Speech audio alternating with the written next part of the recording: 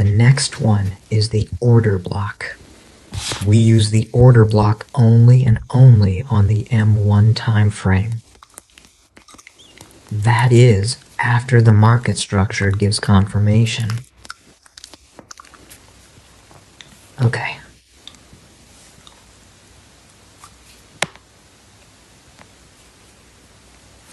There are also 3 or 4 types of order blocks.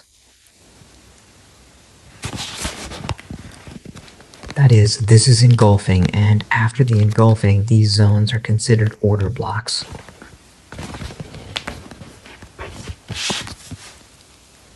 If you look at the first candle, the last candle, and the candles after it, that is, whether it's 2 candles or 3 candles, it doesn't matter. It has to break this first candle with its body. In other words, it needs to break through with its body and form an engulfing pattern. If 2 or 3 candles close this one candle with their bodies, if it creates an engulfing, we take the initial zone as an order block.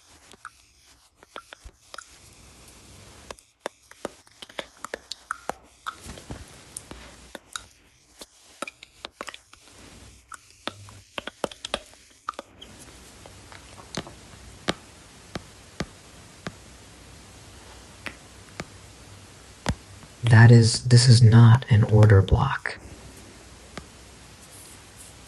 Here is our order block.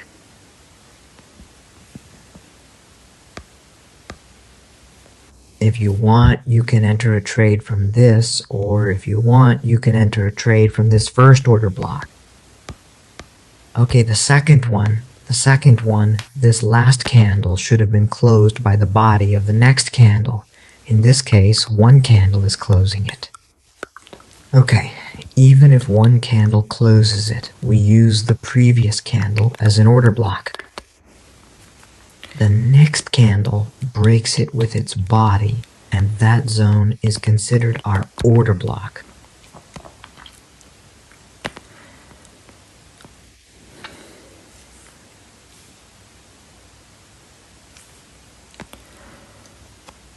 If the next bearish candles close the last bullish candle with their bodies, it is only after they close with their bodies that another order block will be formed for us. Okay, the first order block.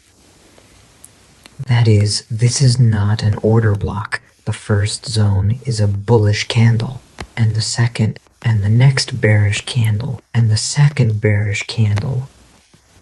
If you're paying attention now, this candle couldn't break its body, and the second candle broke its body.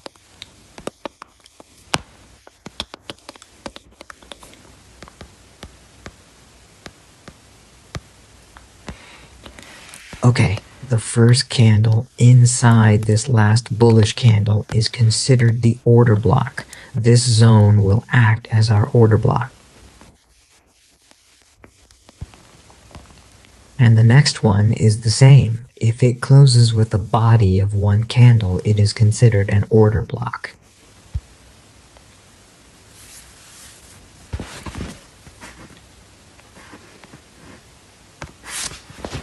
Just as I mentioned earlier, we only use this on the M1 time frame.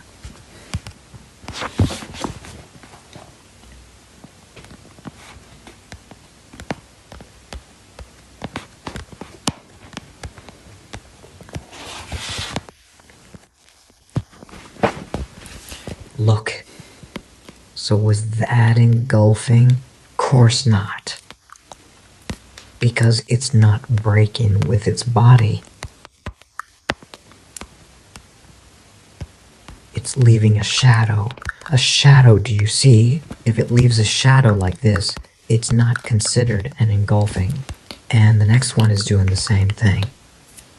This is not considered an order block. This one wasn't an engulfing either.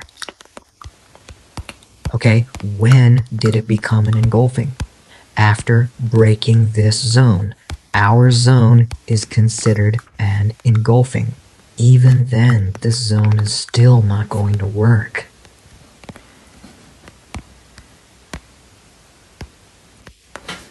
It's the last one. Engulfing order block.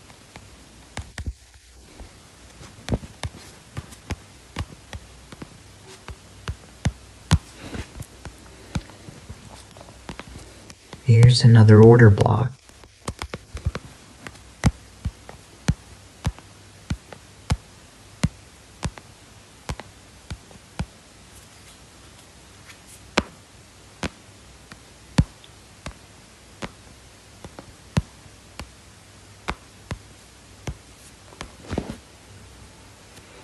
Engulfing and order block.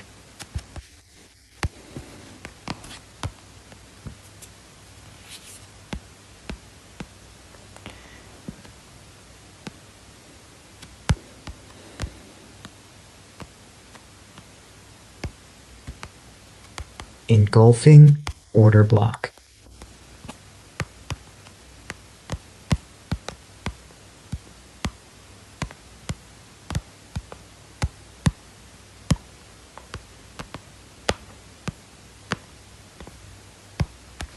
Engulfing.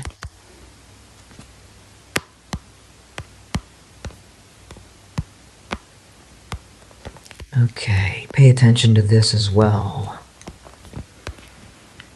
This is a bullish candle, the last bullish candle, and the next is a bearish candle. Okay, the next first bearish candle, the second bearish candle, its body hasn't closed, meaning it didn't engulf. Okay, the very first bearish candle is not actually considered to be an order block. And the third bearish candle closed the body of the second bearish candle, and that zone will serve as an order block for us.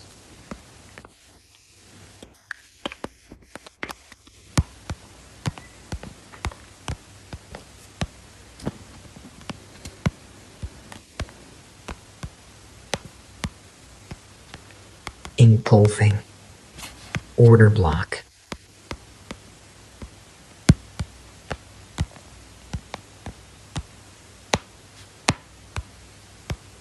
Engulfing patterns, order blocks.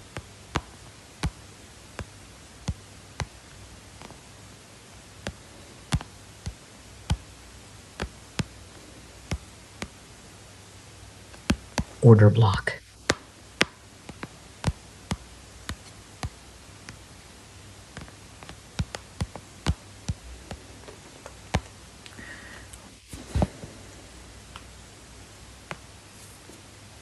We always enter a trade at an order block only after the market structure provides us with confirmation. For the time being, just focus on learning how to recognize these key levels. Okay, our next topic is valid and invalid key levels. Okay, why do we need valid and invalid key levels? Okay, we need a valid zone to make an entry. That is, we always make an entry from a valid zone. An invalid zone does not work at all. If it's an invalid zone, we don't enter a trade from it at all. Many traders cannot tell the difference between invalid and valid zones at all, and end up entering trades directly from resistance or support levels, or they will enter into trades from other zones.